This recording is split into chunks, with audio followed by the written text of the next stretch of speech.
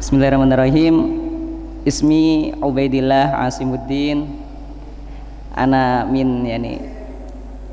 Jadi nama saya Ubaidillah Asimuddin. Nggih, Bu. Ubaidillah Asimuddin, panggilannya bisa Ubaid. Bisa Ubaid, bisa Mas Ubaid juga bisa juga. Saya dari sini, Bu. Belakang sini, rumah saya belakang sini, Pak. Iya, cekap kalih masjid. Nggih, tetangga masjid rumah saya. Putrane Bu Susi. Nggih.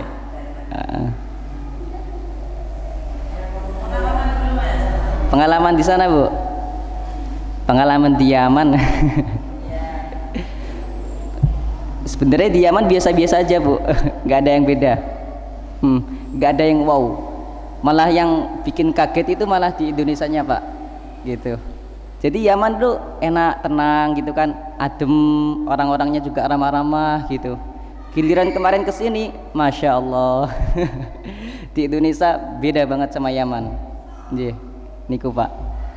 Kalau dari segi pendidikan agama, nggih, agama di Yaman lebih bagus. Ya, di Yaman masih terjaga agamanya, karena emang di sana nggak ada agama kecuali agama Islam. Nggih. Di sana agama cuma Islam, nggak ada selain Islam. Kalau di Indonesia kita tahu sendiri berbagai macam agama, ya kan? Itu kalau dari segi agama. Kalau dari segi SDM, ya, SDM misalnya manusianya kayak gimana? Di Indonesia ini lebih maju daripada di Yaman, Pak. Yeah. Jadi di Yaman itu, apalagi di tempat saya sendiri di daerah Mukalla, itu ibu kota provinsi, ya, ibu kota provinsi Hadramaut. Di situ baru tahun ini masuk 4G. Jadi sinyal HP ini 4G itu baru awal tahun ini. Dan itu pun sinyal 4G itu sangat lambat. Mungkin kalau 4G-nya sana dibanding sini mungkin beda banget. Mungkin 3G-nya Indonesia mungkin. Saking lambatnya. Begitu pula dengan transportasi, dengan ya kayak kehidupan sosial gitu, kendaraan maupun motor maupun rumah-rumah masih tertinggal jauh di sana gitu. Cuman dengan keadaan yang demikian ya, mohon maaf ya, jadi di Yaman itu mati lampu tuh setiap hari, Pak. Ya, setiap hari mati lampu, Bu.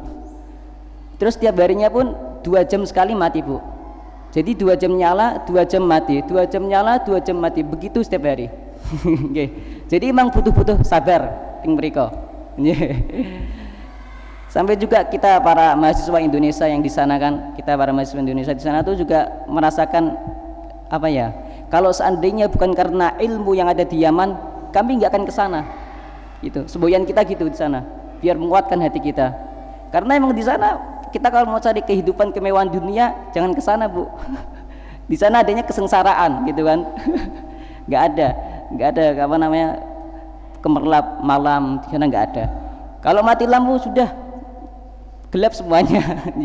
Yang gitu paling senter HP gitu kan. Jadi HP itu di sana kecil besar harus bawa HP, karena kalau mati lampu langsung gini, Bu, nah langsung gini, kula pun juga udah refleks buka HP langsung hidupin senter gitu.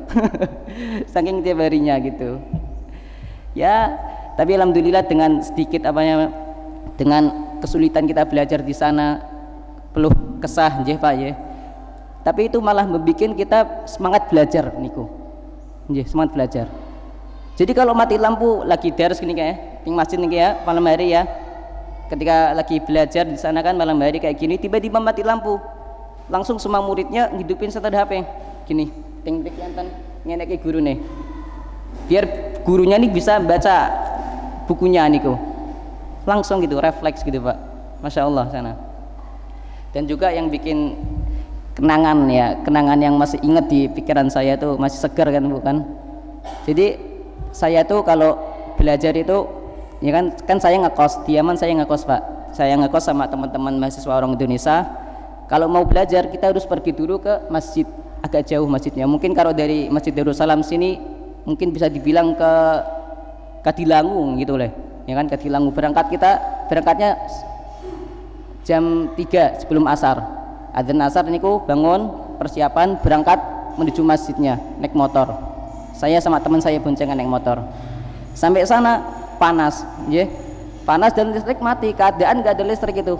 Jadi kita belajar itu buku tuh sambil ketetesan keringat, masya Allah.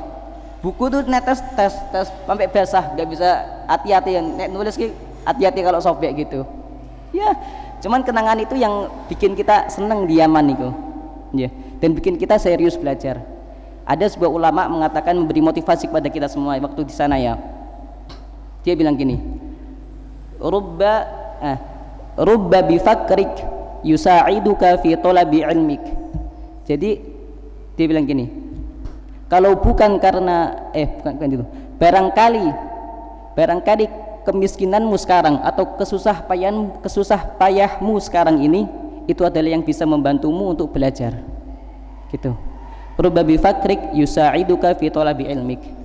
Jadi banyak banget kan Bu, Pak, ini kalau misalnya kita dikasihkan rezeki di Indonesia ini yang keadaan listrik 24 jam menyala dan keadaan udara yang tidak panas banget, nggak panas banget lah, setiap hari ada makan dan minuman, tapi juga belum bisa membuat kita untuk belajar, gitu.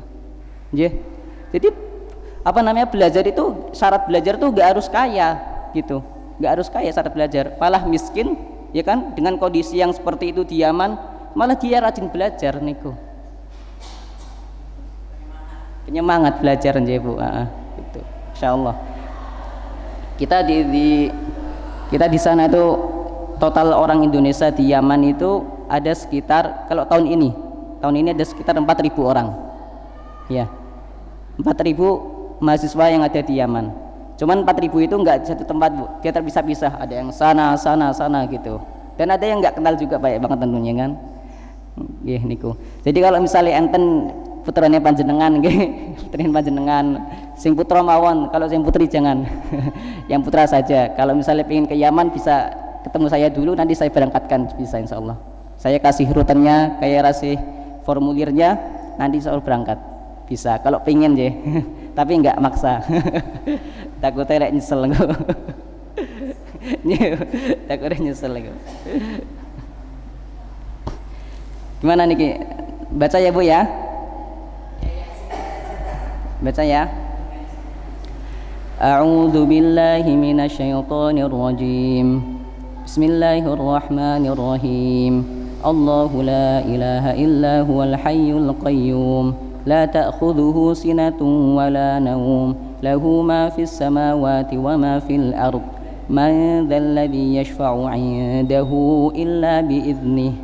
Ya'lamu ma bayna aydihim wa ma khalfahum. ولا يحيطون بشيء من علمه إلا بما شاء وسع كرسيه السماوات والأرض ولا يؤوده حفظهما وهو العلي العظيم بسم الله الرحمن الرحيم قل هو الله أحد الله الصمد لم يلد ولم يولد ولم يكن له كفوا أحد بسم الله الرحمن الرحيم قل أعوذ برب الفلق من شر ما خلق ومن شر غاسق إذا وقب ومن شر النفاثات في العقد ومن شر حاسد إذا حسد بسم الله الرحمن الرحيم قل أعوذ برب الناس ملك الناس إله الناس من شر الوسواس الخناس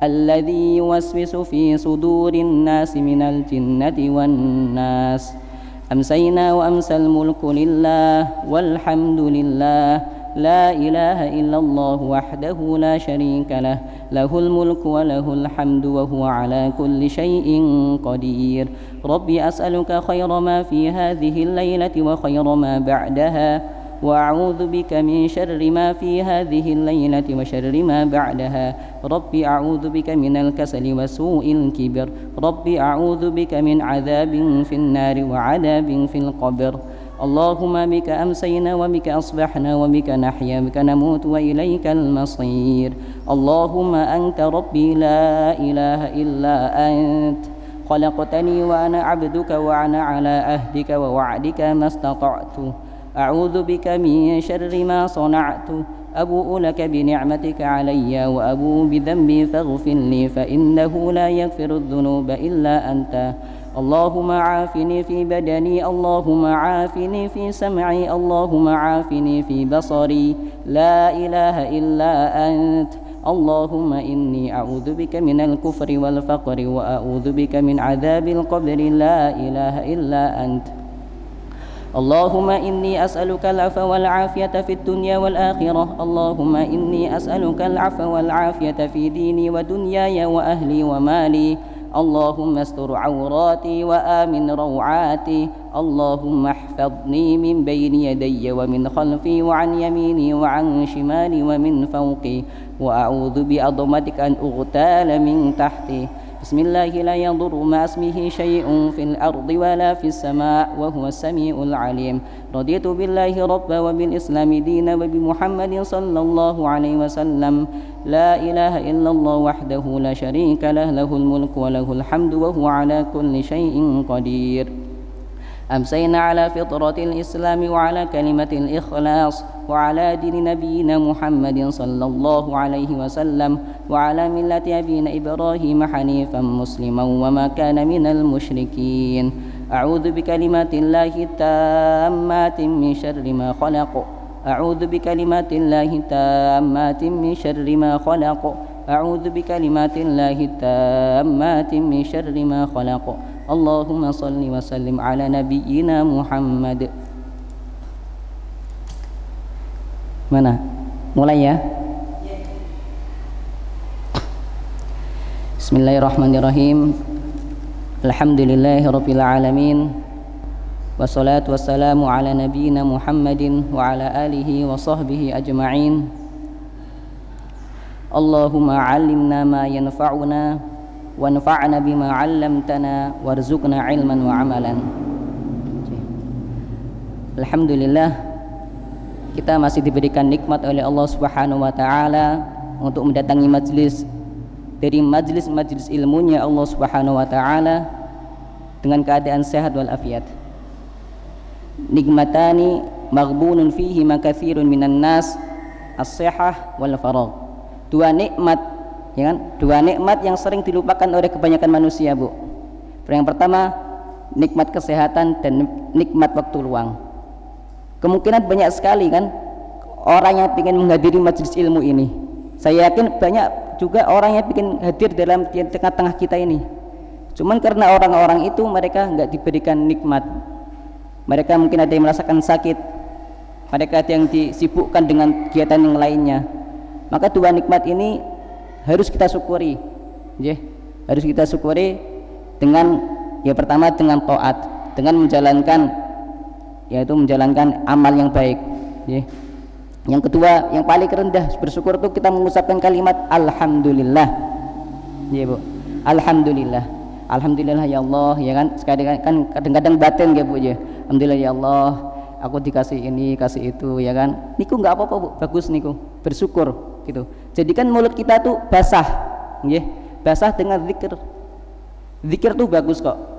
Ya ayyuhalladzina amanu dzkurullaha dzikran katsira. Wahai orang yang beriman, berzikirlah banyak-banyak zikir. Fadhkuruni adzkurkum.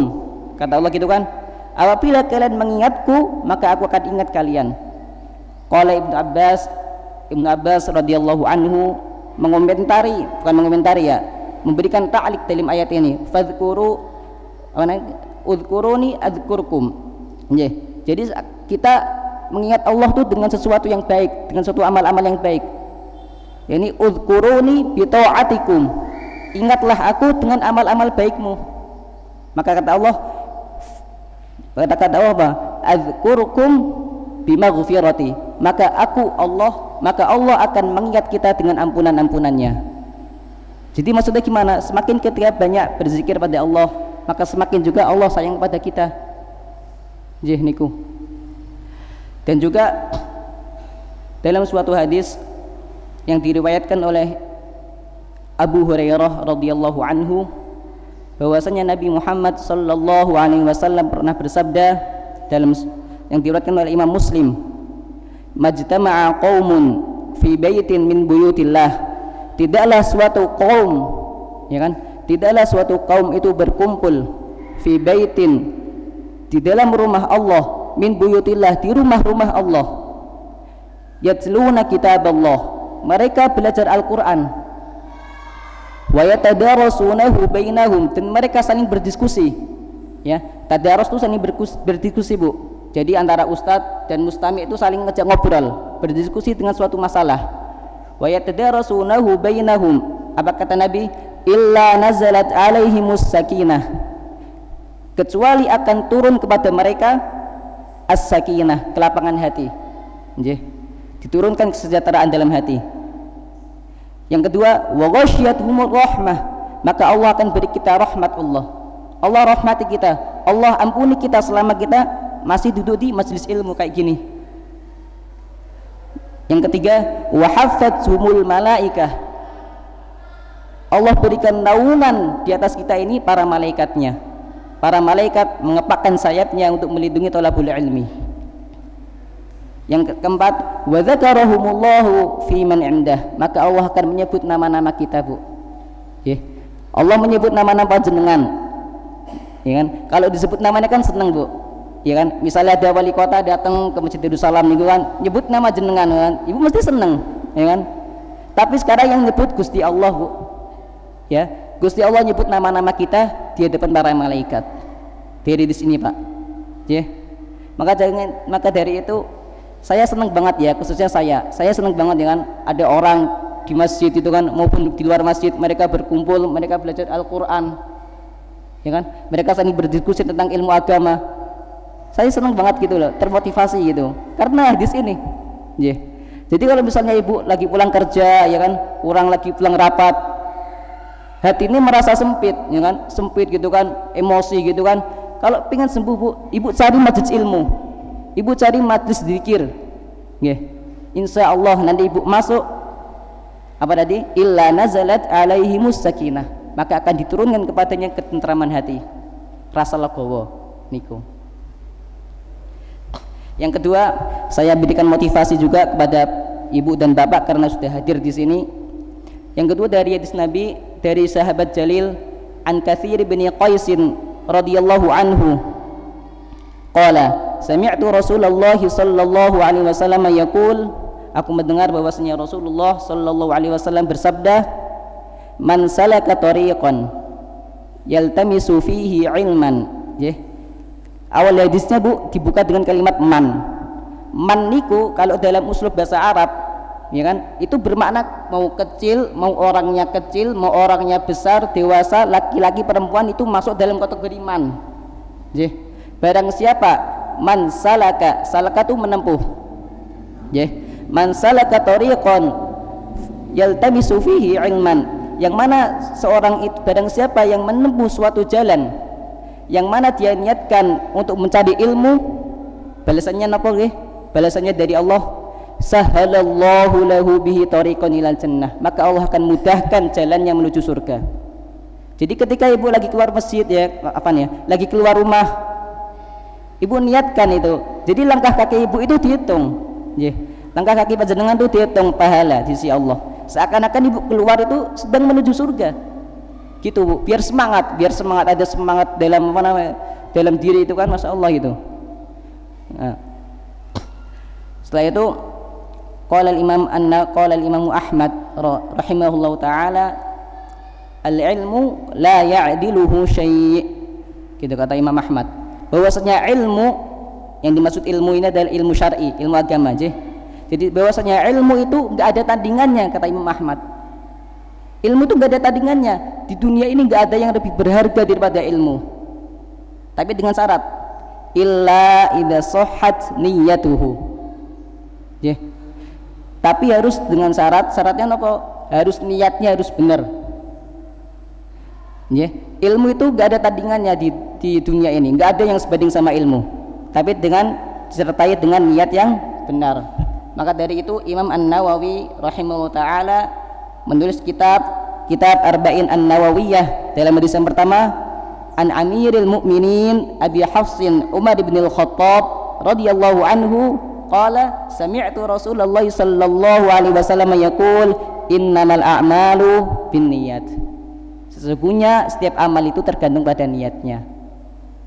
Maka niatnya panjenengan diniatkan lillahi ta'ala. Caranya gimana Pak? Gini kan. Caranya gimana Mas? Ya, misalnya dia tanyakan, cara niat yang ikhlas tuh gimana Mas? Ya kan. Caranya nih Ibu. Imam Ahmad sudah ngasih contohnya.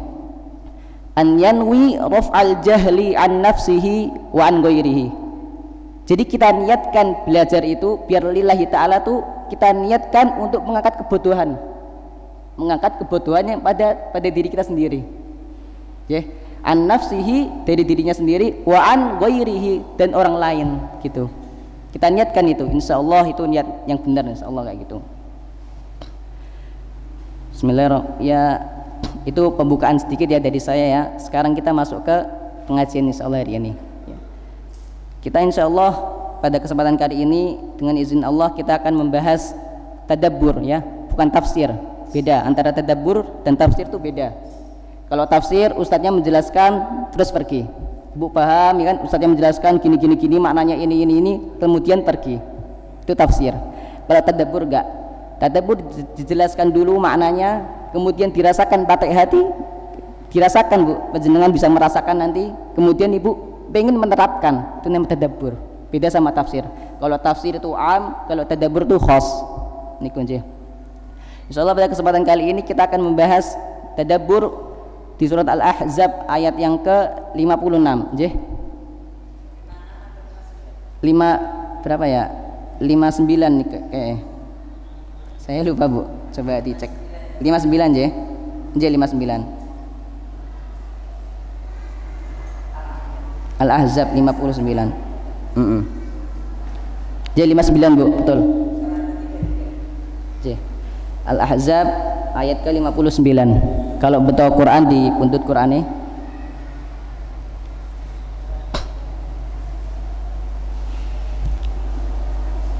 Ya kita mulai ya dengan membacanya dulu. Kita baca bersama-sama. 1, 2, 3. A'udzubillahi minasyaitonirrajim. Bismillahirrahmanirrahim. Ya ayyuhan nabiyyu qul li azwajika wa banatika wa nisa'il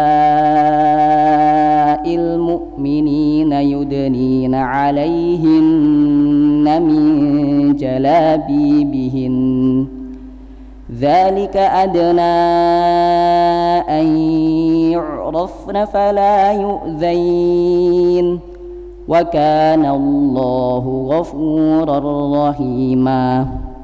Jih ini ayat ya. Kita akan bahas itu insyaallah hari ini. Jih.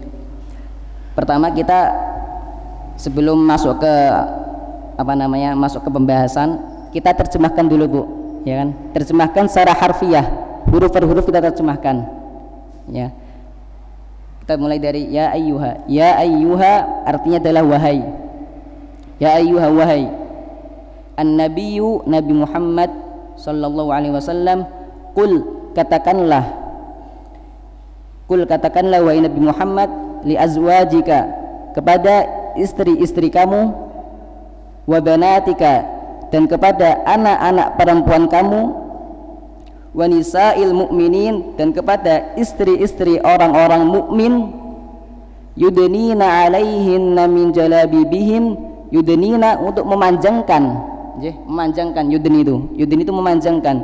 Yudnina 'alaihinna min jalabibihin, memanjangkan jilbab-jilbab mereka agar menutupi tubuh mereka. Jadi nutupi jilbabnya itu sampai semuanya tertutup. Yang memanjangkan jilbab. Nanti kita bahas apa itu jilbab setelah ini ya. Dzalika adna, yang demikian itu adna memudahkan, an yu'rafna agar mudah dikenali, fala yu'dzaini dan mereka juga tidak akan diganggu, wa kana Allahu dan bahwasanya Allah ghafurur rahima, Allah Maha Pengampun dan Allah lah Maha Penyayang. Sudah paham terjemah harfiahnya Ada yang ditanyakan enggak apa artinya? Ya ayyuhan nabiyyu qul li azwajika wa banatika wa nisa'il mu'minin, bahwasanya Allah Subhanahu wa taala menghitopi Nabi Muhammad sallallahu alaihi wasallam, menyuruh Nabi Muhammad untuk mengatakan, untuk menyuruh istrinya, istri Nabi Muhammad dan anak Nabi Muhammad dan para wanita istri-istri orang mukmin untuk memanjangkan jilbabnya. memanjangkan jilbabnya sampai menutupi seluruh tubuhnya. Dzalika adna, karena itu memudahkan untuk dikenali. Nanti kita bahas asbabun nuzulnya kayak gimana, kok bisa tiba-tiba bisa kenali itu kenapa, nanti kita bahas ya Bu ya, sabar aja. Fala yu'dzaini, dan juga tidak diganggu. Oke, sekarang kita masuk ke asbabun nuzulnya. Jadi kita kasih tips Bu niki. Jadi untuk memahami ayat Al-Qur'an ya. Kalau misalnya ada asbabun nuzul, sebab-sebab turunnya itu lebih mudah. Jadi ibu pahami dulu asbabun nuzulnya, baru Qur'annya. Niku carane. Jangan langsung tafsirnya. Kalau langsung tafsirnya ibu agak bingung. Tapi ibu pahami dulu asbabun nuzulnya. Kalau misalnya ada, karena nggak semua ayat ada asbabun nuzulnya. Ayat-ayat tertentu aja. Cuman kebanyakan ada. Salah satunya ini. Ayat ini dia punya asbabun nuzulnya. Jadi asbabun nuzulnya niku Bu. Pada zaman dulu, pada zaman Nabi Muhammad sallallahu alaihi wasallam, ya. Enten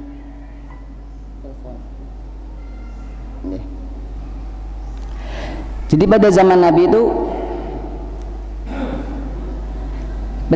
ya Bu ya, itu masih banyak perbudakan, banyak sekali budak wanita tentunya. Jadi banyak banget budak, sampai antara budak dan orang yang merdeka itu nggak ada bedanya. Maksudnya nggak ada beda dalam hal berpakaiannya Pak. Antara budak dan orang yang perempuan merdeka itu pakaiannya sama pada zaman Nabi. Terus pernah suatu momentum, habis itu turunlah ayat ini, gitu kan? Momentumnya gimana?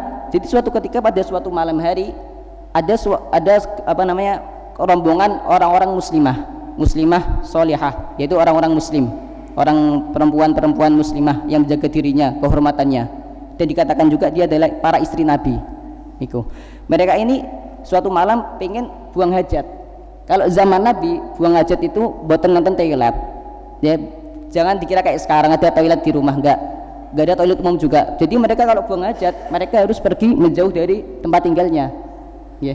Pada malam itu ada sekumpulan muslimah, mereka ingin buang hajat, lalu mereka keluar di tengah-tengah jalan Pak Bu, di tengah-tengah jalan mereka bertemu sama premannya orang Madinah pada zaman itu.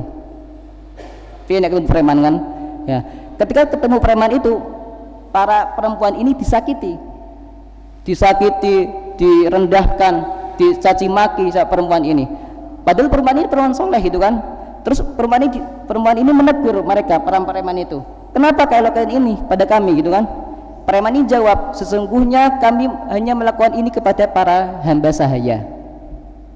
Jadi preman niku ngira kalau bahwasanya wanita muslimah ini hamba sahaya, karena nggak ada beda antara hamba sahaya sama orang yang merdeka dalam segi pakaiannya. Jadi mereka nggak tahu. Singkat cerita, pulanglah wanita tadi ke rumah lalu mengadu sama Nabi Muhammad SAW. Ketika mengadu turunlah ayat niki, baru turunlah ayat hijab. Jadi sebelumnya itu belum ada syariat hijab. Sebelum ayat ini turun belum ada syariat hijab. Ayat hijab turun setelah kejadian niku. Ayat niki, ya ayyuhan nabiyyu qul li azwajika wa banatika wa nisa'il mu'minin yudnina 'alaina min jalabibihin, untuk memanjangkan hijabnya sampai menutupi semua badannya. Dzalika adna ayyurafna, demikian itulah untuk membedakan antara orang yang merdeka sama orang yang hamba sahaya, budak. Jadi beda Bu, dari dulu udah beda. Jadi budak itu mungkin loh ya, pada zaman dulu tuh dia nggak pakai kerudung, ya kan? Tapi kalau orang merdeka, wanita muslimah solehah, dia pakai kerudung, biar membedakan, gitu. Ya. Yang kedua, fala yu'dzaini, dan biar juga wanita itu nggak diganggu sama laki-laki, gitu. Kalau wanita muslimah niku pakai hijab niku kan nggak bakal diganggu insyaallah sama laki-laki. Malah apabila terjadi sesuatu sama wanita itu, laki-laki yang ada di dekatnya mesti dia akan bantu. Jadi hikmah dari asbabun nuzulnya ada dua. Yang pertama untuk membedakan antara hamba sahaya sama orang yang merdeka. Yang kedua agar tidak diganggu. Lanjut sekarang poin yang setelahnya.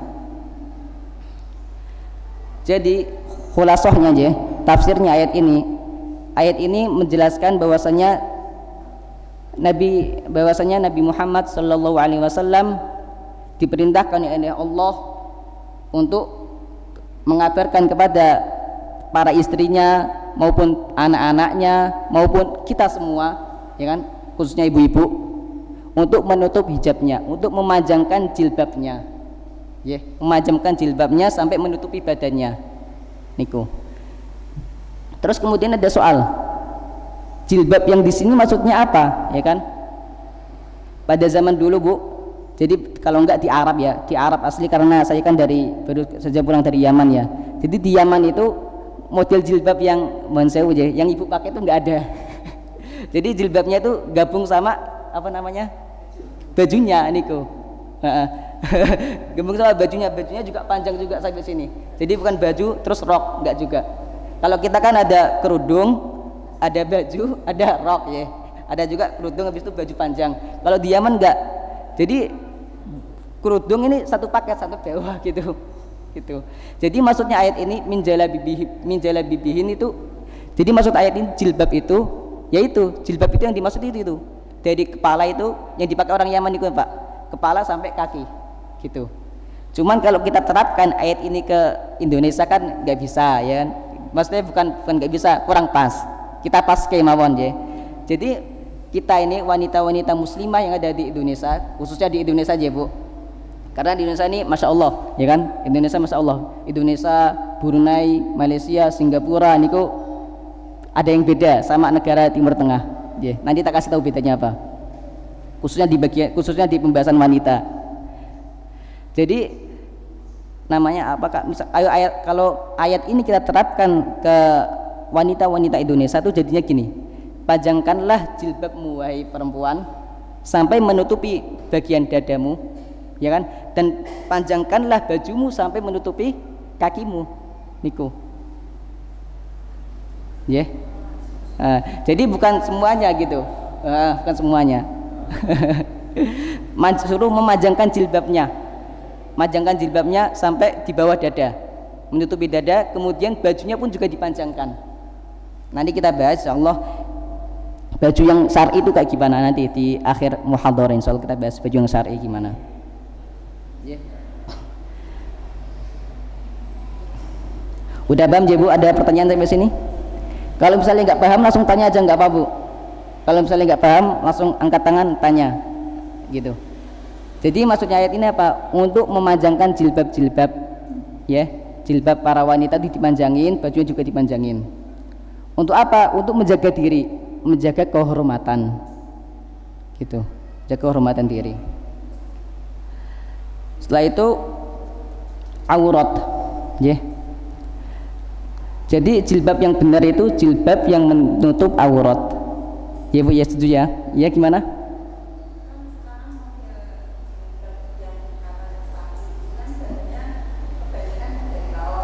Ya. Ya.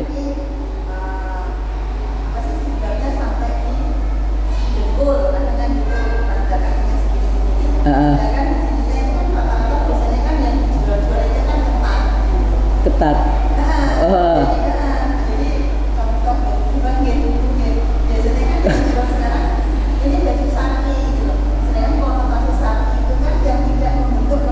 Iya, aja. Tapi yang sekarang dijual itu modelnya itu kan bahannya bahan spandex, gitu ya, yang pada kita punya namanya kan ketat. Jadi nempel gitu loh. Jadi yang banyak kan kayak gitu. Jadi mereka kan bilangnya sebetulnya Syar'i. Dan syar'i. Iya.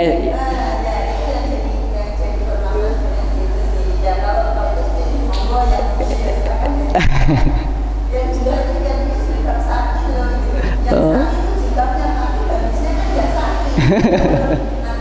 Aturan Islam ya. Iya, Bu, kayak gitu emang. Jadi menurut ada nanti di akhir pembahasan nanti akan ada beberapa itulah apa namanya kriteria baju yang syar'i yang bisa dipakai. Jadi nanti yang kriteria itu nggak termasuk. Jadi bukan syar'i, itu syar'i ala mereka mungkin ya, bukan syar'i ala kita mungkin gitu ya. Oke Bu, tamam. Sekarang kita akan bahas aurat ya. Jadi baju yang bagus atau ya kan jilbab yang bagus niku yang menutupi aurat. Maka dari itu kita harus paham apa sih aurat itu. Ya. Aurat itu apa Bu? Ibu paham nggak? Kalau paham angkat tangan. Napa ini ku aurat? Sering kan dengar kata aurat, itu aurat Mas, aurat Bu gitu kan. Tapi enggak, apa aurat itu? Ada yang tahu aurat? Apa? Ta'rifnya aurat. Apa itu aurat soalnya?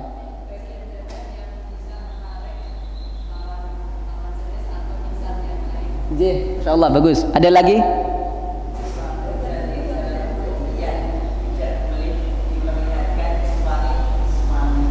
Iya, masya Allah ini ibunya udah belajar kayaknya ya.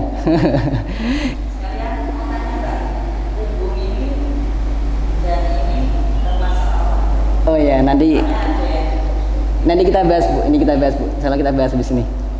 Kita urut aja step by step insyaallah ya. Jadi aurat itu apa Bu?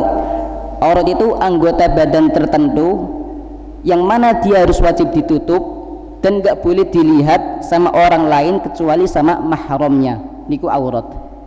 Ya kan? Niku aurat Bu. Sekarang kita bagi aurat ya. Aurat itu kalau misalnya ada papan tulis enak Bu. Biasanya saya di Yaman pakai papan tulis. Tapi di sini nggak ada gitu. Tapi nggak apa. Awang-awang aja Bu ya.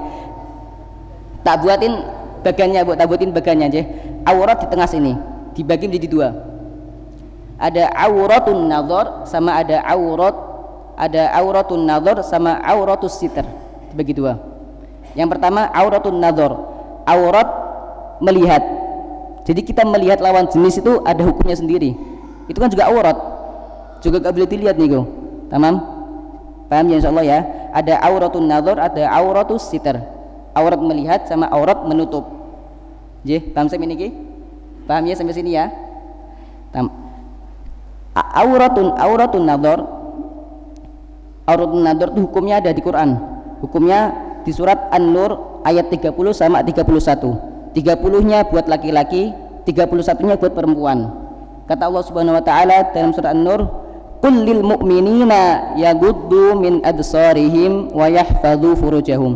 Wahai Muhammad, katakanlah kepada para lelaki yang masih memiliki iman dalam hatinya untuk menundukkan pandangannya. Yeah. Jadi para lelaki ini suruh nundukin pandangannya ketika bertemu sama yang bukan mahram.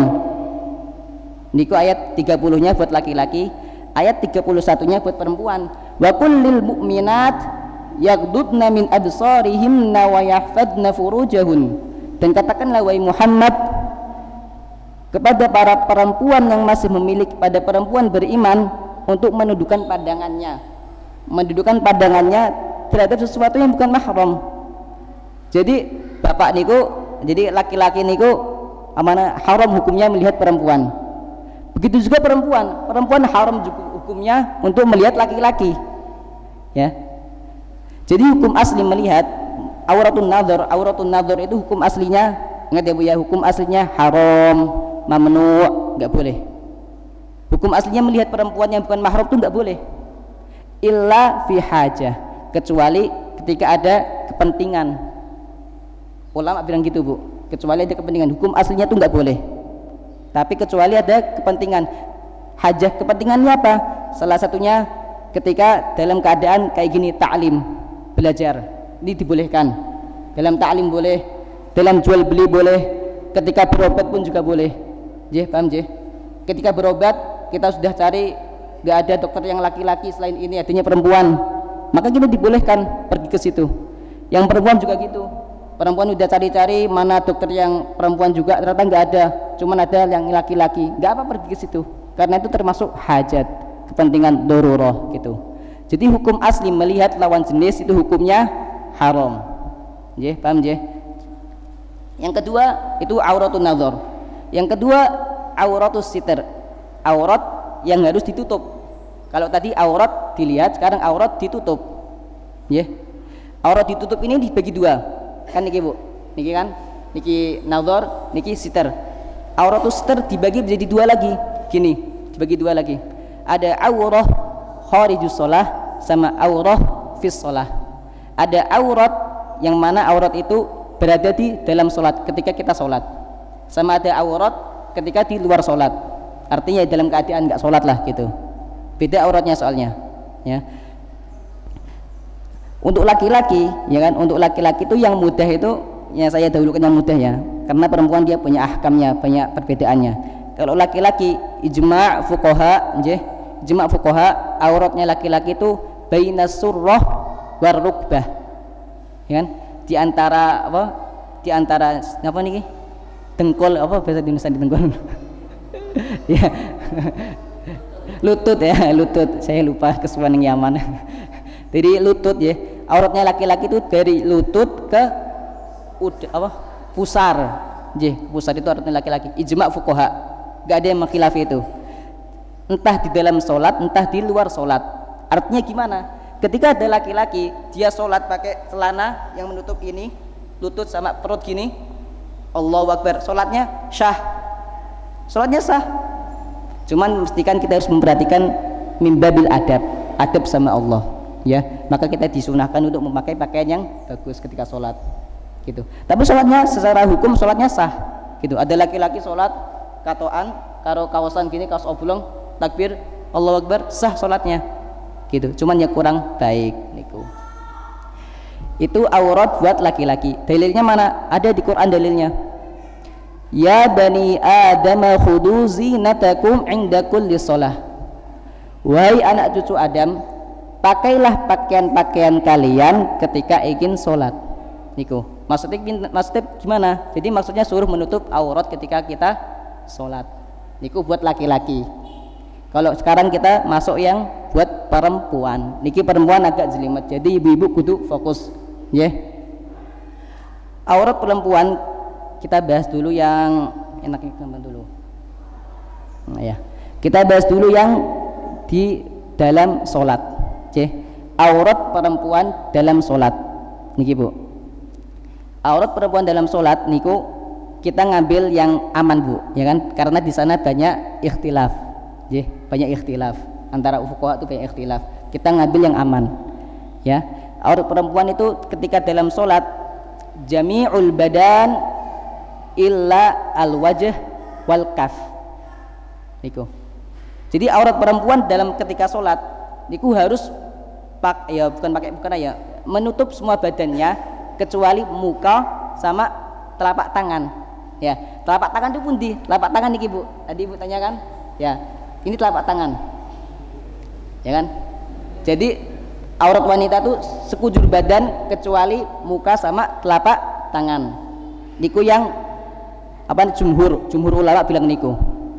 Jadi selain muka sama telapak tangan harus ditutup semuanya sampai kaki, telapak kaki nih juga harus ditutup, ya. Nggak boleh telapak kaki kebuka, nggak boleh, itu aurat itu. Kalau dalam sholat nggak boleh aurat. Paham ya Bu ya? Sekarang ada khilaf juga, boleh nggak sih? Kan ada yang bilang kan kalau di Saudi Bu, ya, kalau misalnya di Saudi itu banyak banget mesti Ibu nemuin orang sholat itu perempuan ya, dia telapak tangannya sama punggung tangannya nih kebuka, ya. Karena memang ada ulama yang membolehkan itu. Ulama kalau nggak salah tuh Hanabilah, ya kan? Hanabilah tuh jami'ul badan illa al wajh wal kafaini zahiran. Zahir tuh ini, zahir tuh ini Bu. Zahir tuh punggungnya, wa batinan. Ini sampai ini sampai sini pergelangan tangan.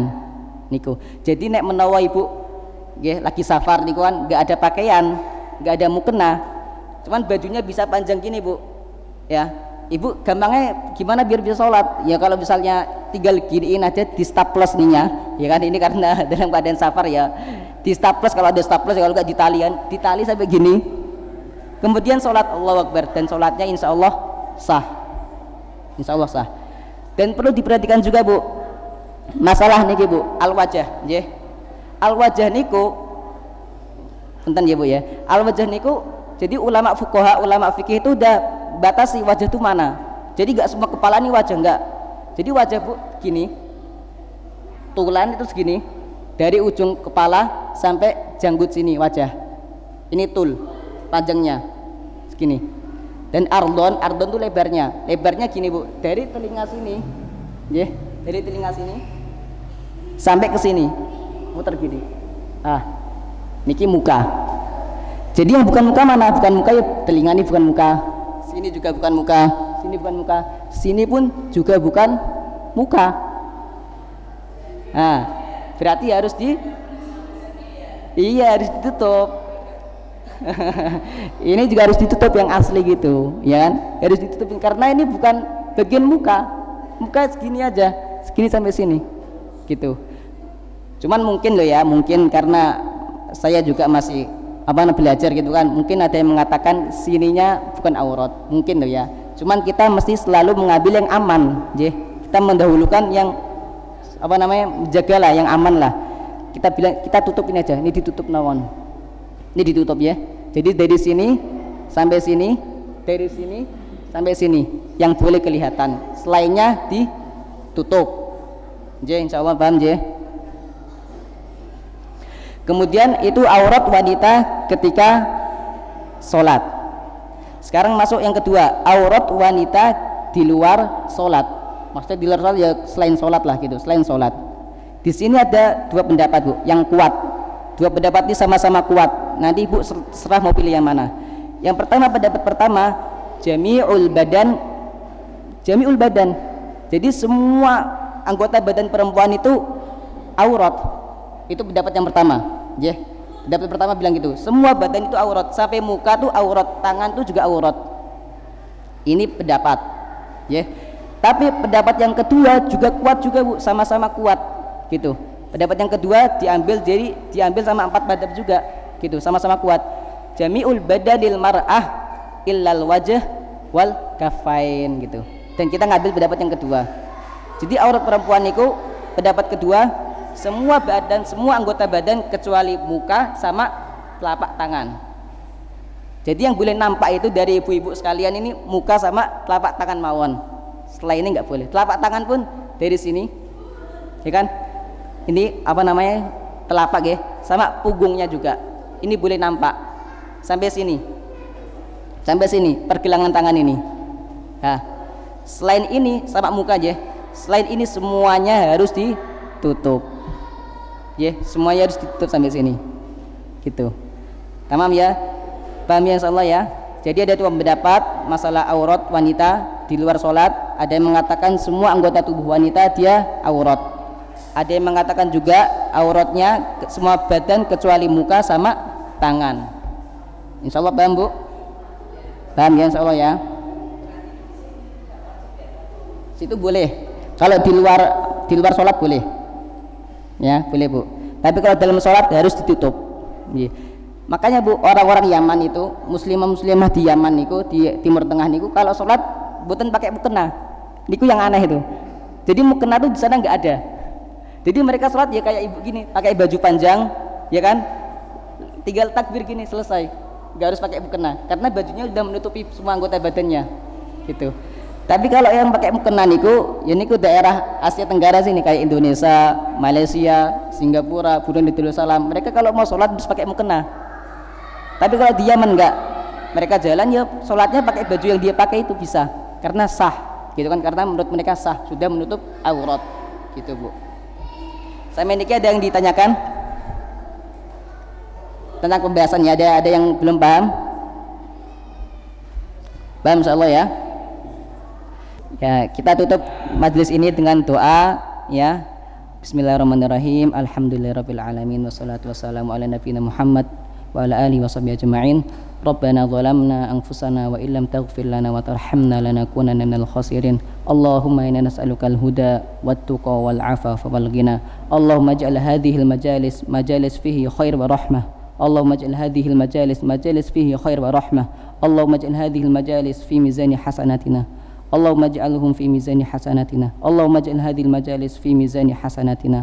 Allahumma ij'alna mimman qala nabiyyuka Muhammad sallallahu alaihi wasallam majtama'a qaumun fi baitin min buyutillahi yatluna kitaballah wa yatadarasunahu bainahum illa nazalat alaihimus sakinah wa ghasyiyatuhumur rahmah wa hafathumul malaikah wa dzakarahumullahu fi man indah. Allahumma ij'alna minhum. Allahumma ij'alna minhum. Allahumma ij'alna minhum. Subhana rabbika rabbil izzati amma yasifun. Wassalamun alal mursalin walhamdulillahi rabbil alamin.